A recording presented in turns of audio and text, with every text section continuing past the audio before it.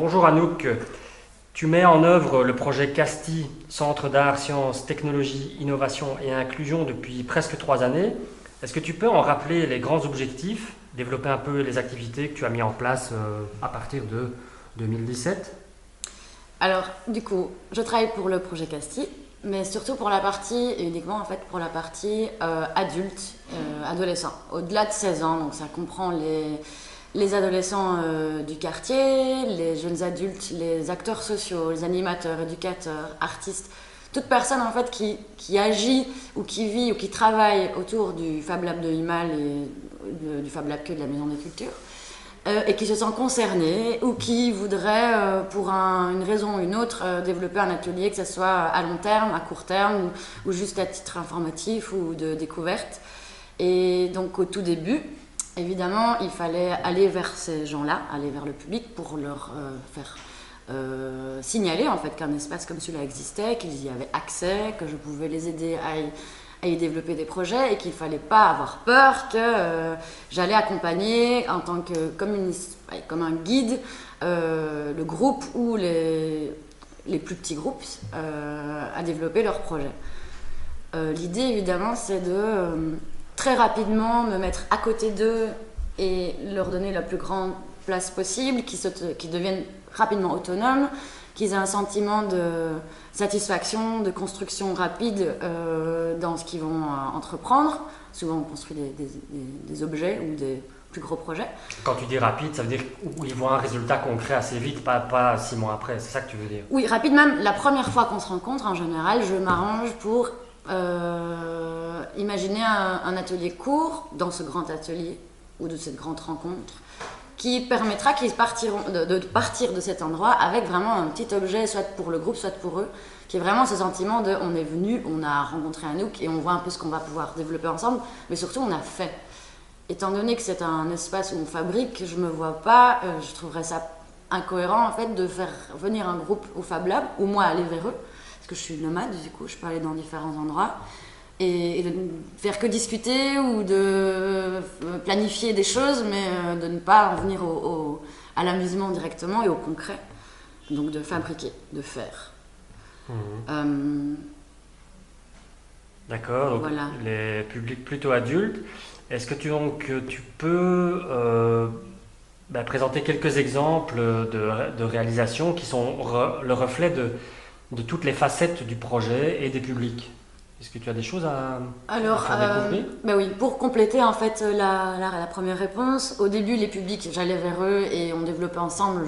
Mon rôle du coup était vraiment du coup de créer des liens et d'imaginer des ateliers avec des thématiques qui allaient leur parler directement, qui avaient du sens. Donc je démarre vraiment d'eux, de ce qu'ils font, de ce qu'ils aiment et on avance ensemble ou pas. Parfois ça marche, parfois ça marche pas.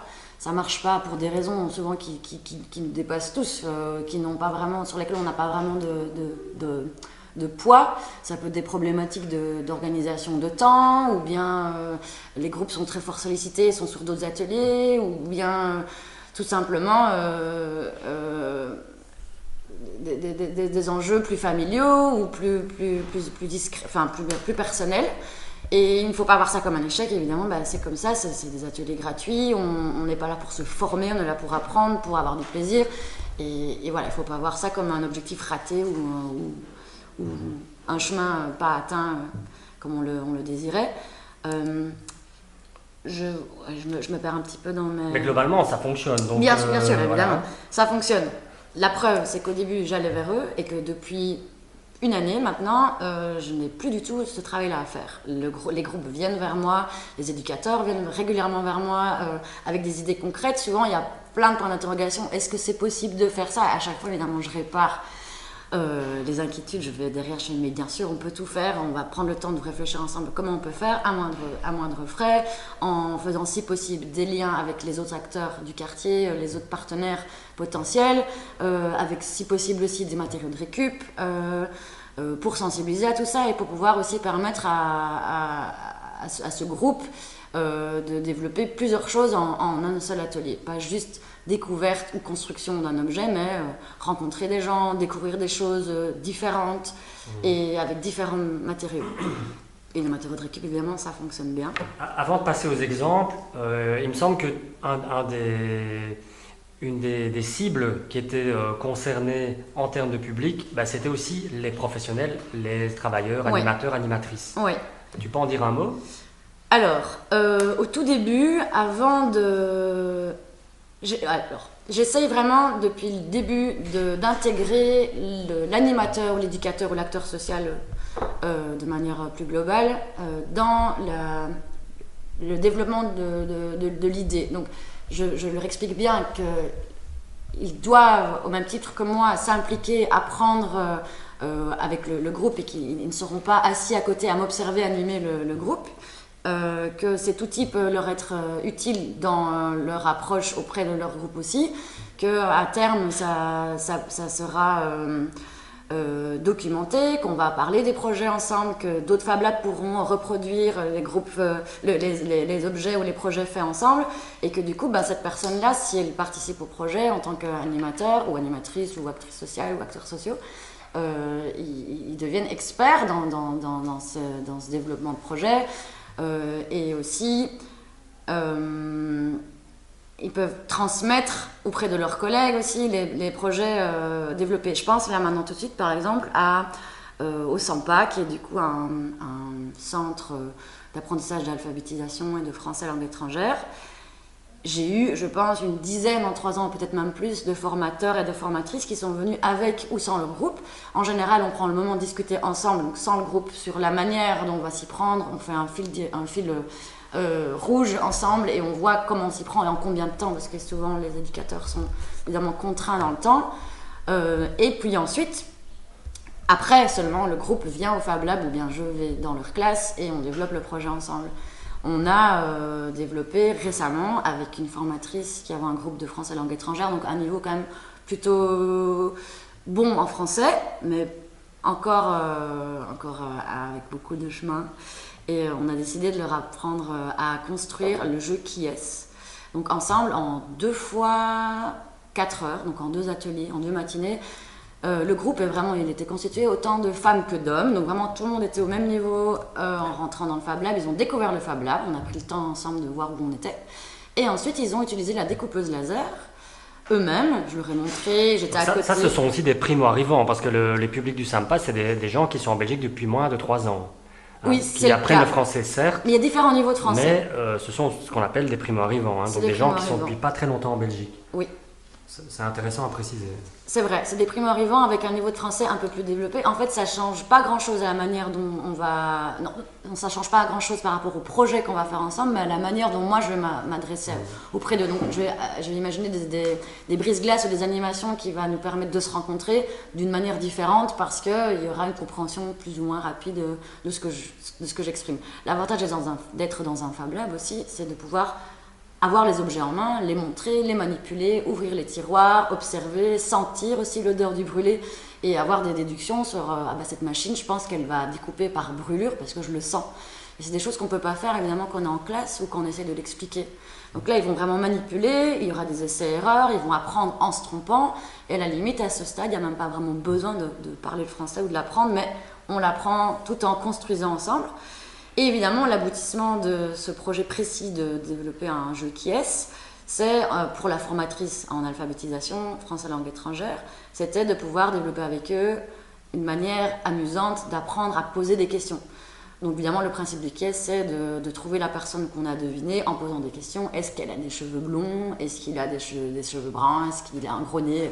Voilà, donc en fait, ils ne s'en aperçoivent peut-être pas, mais ils apprennent des notions déjà un peu quand même compliquées, tout en apprenant d'autres choses compliquées, et finalement ça semble un peu compliqué, mais c'est fait facilement.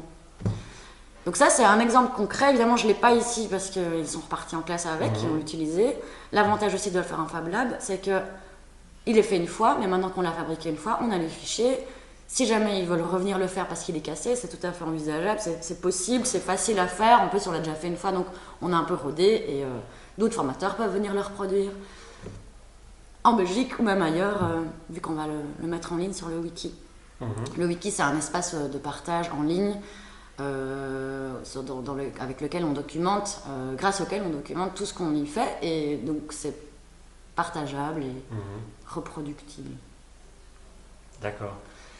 Je vois que tu as un tas de petits objets, tous plus étranges les uns que les autres. Est-ce que tu peux en parler un peu là, par rapport aux réalisations que vous avez menées? Je vais encore un peu parler des groupes primo-arrivants, puis après je vais montrer d'autres exemples. Tout à l'heure, je parlais du projet avec des primo-arrivants qui avaient un plutôt bon niveau de français. Par exemple, avec un groupe qui, lui, vraiment clairement, les participants venaient fraîchement d'arriver en Belgique et le français, c'était vraiment compliqué. La majorité ne savait pas écrire leur propre prénom à la main, donc voilà, vraiment. Et pourtant, ils sont venus une matinée, ils ont appris à modéliser, avec un logiciel simple, à modéliser un nuage. Donc chacun a modélé son nuage. Évidemment, on a choisi le nuage avec la formatrice parce qu'ils avaient visité Magritte, le musée Magritte, la semaine d'avant. Et on a voulu trouver un lien esthétique et artistique. Et le lien, c'est les nuages. On aurait pu choisir autre chose, mais ça fonctionnait bien. L'idée, c'était déjà de réparer leur magnète qui était cassée en classe. Donc ça a démarré d'une idée de comment réparer quelque chose de cassé. Il y a le Fab Lab, on va contacter Anouk. De là, il y avait le lien Magritte. On continue à faire des liens, on se rencontre autour des objets. Troisième lien. Et puis ensuite, au moment de modéliser, d'imprimer, on a imprimé tous les nuages. Chacun avait son nuage, un pour lui et un pour la classe. Donc j'ai trouvé ça incroyable de pouvoir apprendre à des gens à modéliser en 3D avant même qu'ils puissent apprendre à écrire leur propre prénom en classe. Donc ça, c'est un exemple concret. Qu'est-ce qu'il y a d'autre? Maintenant, on a aussi du coup des projets en partenariat avec les acteurs du quartier. On aime beaucoup travailler avec la fonderie de Molenbeek. On a organisé déjà 2 gros projets. C'était les projets les plus enrichissants au niveau des découvertes techniques et humaines d'ailleurs. Avec le Fab Lab on a développé un stage l'été dernier. On va d'ailleurs en refaire un. On refait la même formule cet été, tellement ça marche bien. On voulait travailler avec l'intergénérationnel. L'avantage, c'est que moi, du coup, je travaille avec les plus de 16 ans et le Fab Lab avec les enfants. Et on trouve ça très riche de mélanger les différents âges. Généralement, d'ailleurs, c'est plutôt les adultes qui sont inquiets et qui ont l'impression de ne pas être à leur place et d'être idiots. Et au final, les enfants apprennent aux adultes, les adultes ont d'autres choses à apprendre aux enfants et ça fonctionne très bien. Avec la fonderie, on s'est dit qu'on devait se rencontrer et travailler ensemble étant donné que leurs techniques dites anciennes fonctionnent toujours encore très bien. Donc là-bas, on y coule du bronze, de l'aluminium, du cuivre, selon les techniques ancestrales, c'est-à-dire d'empreintes dans du sable gras. Et nous, qui sommes juste à côté, vraiment géographiquement, en plus c'était très intéressant, qui construisons les mêmes choses qu'eux, mais autrement. Donc nous aussi, on crée des objets, mais à base d'impression, d'addition, de plastique, ou bien de thermoformage, ou de création dans le bois, par soustraction. En tout cas, quoi qu'il en soit, nos outils sont plus technologiques, ou enfin dits technologiques, ou en tout cas plus modernes. On a proposé au public, du coup, de venir apprendre à modéliser en 3D dans le Fab Lab, et le lendemain, de cette même pièce modélisée en 3D, de la faire couler en aluminium à la fonderie. Donc du coup, on a à la fin du stage un objet assez complet, dans le sens où, voilà, ça c'est une lampe. C'est pas moi qui l'ai faite, parce que du coup, comme j'animais, c'est un enfant qui l'a fait en double, histoire que je puisse avoir un souvenir. Donc c'est peut-être pas le meilleur prototype, mais il fonctionne. La première chose à faire, c'était d'imprimer en 3D, de modéliser, d'imprimer, de faire couler le pied de la lampe en aluminium. Ensuite, il a fallu évidemment tout le travail manuel de poncer, disquer, couper, perforer pour faire passer le câble électrique. Le câble électrique, les participants ont eux-mêmes coupé dans le câble, remis les fils en état pour que l'interrupteur fonctionne ainsi que la prise. Donc il y a eu un mini cours, une mini notion d'électricité. Et puis d'esthétique, voilà, la mienne elle ressort très fort, mais c'est pas le cas de toutes. Il y a eu retour au Fab Lab ensuite et découpe d'abat-jour avec la découpeuse laser, ce qui fait que la lampe peut être interchangeable selon l'humeur. Ça c'est un exemple concret. Malheureusement pas le plus joli ici, mais il y a eu de très belles réussites.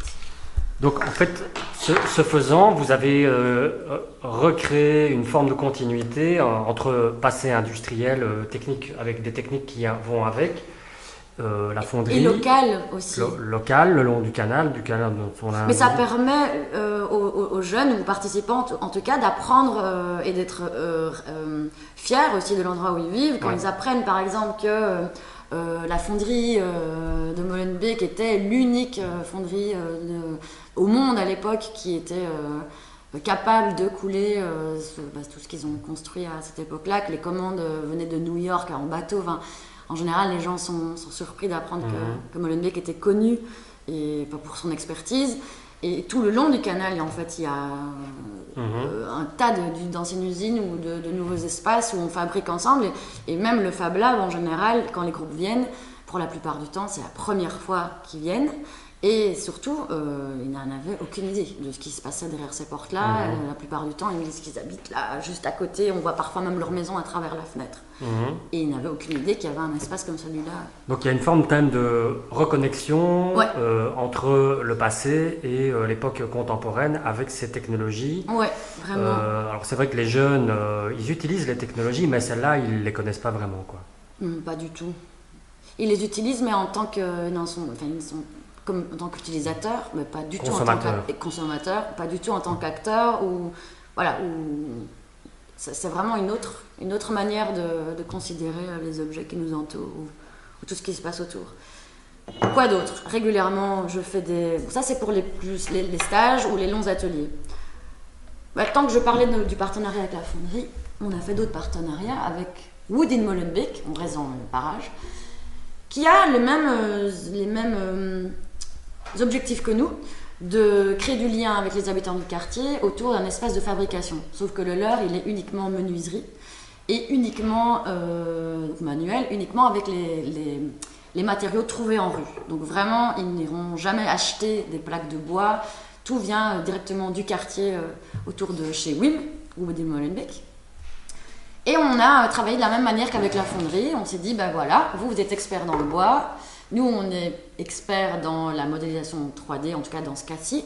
Et ce qu'on vous proposerait, ça serait de faire un stage intergénérationnel aussi, à moindre prix, voire gratuit, où les participants apprendraient à développer une pièce 3D au Fab Lab. Donc ça permet aussi, du coup, encore une fois, de rencontrer les adhérents d'un Fab Lab, d'être sur place, de voir les machines qui les entourent. Donc cette pièce 3D est la partie du Fab Lab. Tout le reste du tabouret a été fabriqué avec les participants du stage, je vais le mettre ici, dans les ateliers menuiserie de Wood in Molenbeek. C'est-à-dire qu'on a récupéré ensemble des balais, des manches à balais dans la rue. On a récupéré toutes sortes de planches et on a trouvé aussi, par exemple pour les coussins, le mien il n'est pas très coussin, mais les participants ont fait des gros coussins avec une dame du quartier qui est venue nous aider avec sa machine à montrer aux participants autant comment faire un coussin que autant comment construire des pieds. Voilà, en fait, il y a eu différents acteurs à différents niveaux, mais tout se passait localement et avec ce qu'on avait en place. Le tabouret, c'est un tabouret qui a été imaginé par un designer français et il a mis en ligne ce fichier. On lui a demandé si on pouvait le reproduire. Il était ravi d'apprendre que son tabouret allait être reproduit, mais avec des matériaux de récupération, parce que lui, c'était pas le cas. Il trouvait ça même encore mieux de revoir le projet. Et on a construit donc en tout 10 tabourets, une dizaine en tout cas. Et quand il a vu le résultat, il s'est dit c'est à ça que ça sert de mettre en ligne. Je suis ravie d'avoir fait ça. C'est ça. Donc c'est pas, il y a la dimension de la créativité ici dans les Fab Labs. C'est la philosophie des Fab Labs. C'est pas de garder les bonnes idées pour soi, mais de les réaliser, les mettre au point, les modéliser et les diffuser pour les partager. C'est ça. Alors il y a évidemment on va peut-être pas en parler maintenant, mais il y a toute une partie de respect quand même de construction. Ici c'était gratuit. Parce qu'il l'a accepté comme ça, il a accepté aussi qu'on revoie son projet, qu'on l'améliore. On peut l'améliorer. Oui. Mais ce n'est pas toujours le cas. Certaines fois, les artistes ou les designers, ou en tout cas les personnes qui mettent en ligne leurs fichiers, ne tolèrent pas qu'on vende le produit, ne tolèrent pas qu'on le réadapte. Ou parfois, ils donnent toutes les informations, mais pas les fichiers. Donc, à nous de reproduire sans le fichier. Alors, il y a toutes sortes de clauses et des choses qui existent. C'est pas juste, voilà, j'ai travaillé gratuitement, à toi de reproduire et de le vendre. C'est pas aussi simple que ça, mais en tout cas, ça permet vraiment. Il y a différentes pas formes mal de choses. d'appropriation de C'est ça, l'objet. mais c'est normal. Ok. Alors ça, c'est des projets qu'on a créés ensemble. C'est les résultats. Mais au-delà de ça, mon rôle aussi est de rendre l'accès à ces machines plus simple et moins terrorisant pour certains. Vraiment, ça peut être très impressionnant. Du coup, on a pensé déjà avec Leïla au tout début, ma collègue de la première année sur les 3 ans, à développer des tutoriels, des fiches simples qui se ressemblent, avec des mots simples, beaucoup d'images, qui permettent une rapide autonomisation évidemment des publics. C'est comme un mode d'emploi pour réaliser C'est comme la un chose. mode d'emploi, c'est ça. Avec le matériel nécessaire, les étapes, on déconstruit vraiment au maximum la manière dont on a construit l'objet pour que par exemple, simplement aussi logistiquement, si jamais je suis trop occupée à aider quelqu'un, que la personne à côté ne soit pas en attente, mais puisse déjà avancer ou en tout cas essayer seule grâce au tutoriel qu'on a mis à côté. Donc là, tu en as réalisé quelques-uns. Ici, c'est un exemple, voilà. J'en ai 2 ici, mais on en a plusieurs. Okay. Ça, par exemple, c'était pour le projet, on a développé un kicker géant. Ouais. Et il y avait la partie scan 360 degrés des têtes des adolescents. C'était pas très compliqué à faire, mais il y avait une méthode à suivre quand même. Et ils ont été rapidement autonomes, donc rapidement, finalement, les tutoriels ont été mis de côté. Mais au cas où il y aurait un adolescent absent pour cause de maladie ou autre, et qui ne se rappelait plus très bien, ben c'est pas grave, tout est là. Ça, c'est comme un mode d'emploi pédagogique pour la réappropriation par d'autres animateurs dans les années à venir, par exemple. C'est ça, donc tout est là. Si jamais quelqu'un veut venir l'emprunter physiquement, il existe, mais il est aussi en ligne, téléchargeable, et donc du coup, c'est ça le principe, c'est que tout est reproductible.